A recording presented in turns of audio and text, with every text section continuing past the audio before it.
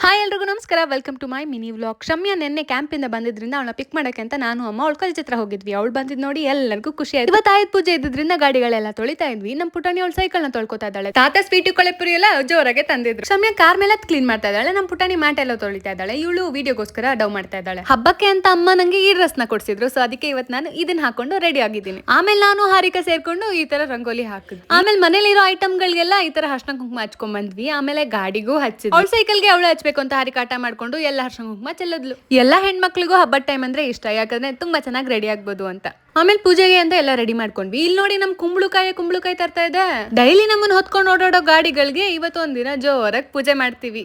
ಎಲ್ಲರೂ ಮನೆಯವ್ರು ಸೇರ್ಕೊಂಡು ಎಲ್ಲ ಗಾಡಿಗಳಿಗೂ ಮತ್ತೆ ಆಯುಧಗಳಿಗೂ ಪೂಜೆ ಮಾಡಿದ್ದಾಯ್ತು. ಗಾಡಿಗಳಿಗೆಲ್ಲ ಪೂಜೆ ಮಾಡಿ ಕುಂಬಳಕಾಯಿ ಹೊಡೆದಿದ್ದಾಯ್ತು. ಆಮೇಲೆ ಕಳೆಪುರಿ ಸ್ವೀಟು ತಿಂದಿದ್ದಾಯ್ತು. ನೆಕ್ಸ್ಟ್ ಎಲ್ಲರೂ ಒಂದ್ ರೌಂಡ್ ಗಾಡಿಯಲ್ಲಿ ಹೋಗಿ ಬಂದ್ವಿ. ಹೀಗಾಗಿತ್ತು ನಮ್ಮ ಮನೆಯ ಹಬ್ಬ. ನಿಮ್ಮ ಮನೇಲಿ ಹೇಗಾಗಿತ್ತು ಅಂತ ಕಮೆಂಟ್ ಮಾಡಿ. Thanks for watching. Love you all. Bye.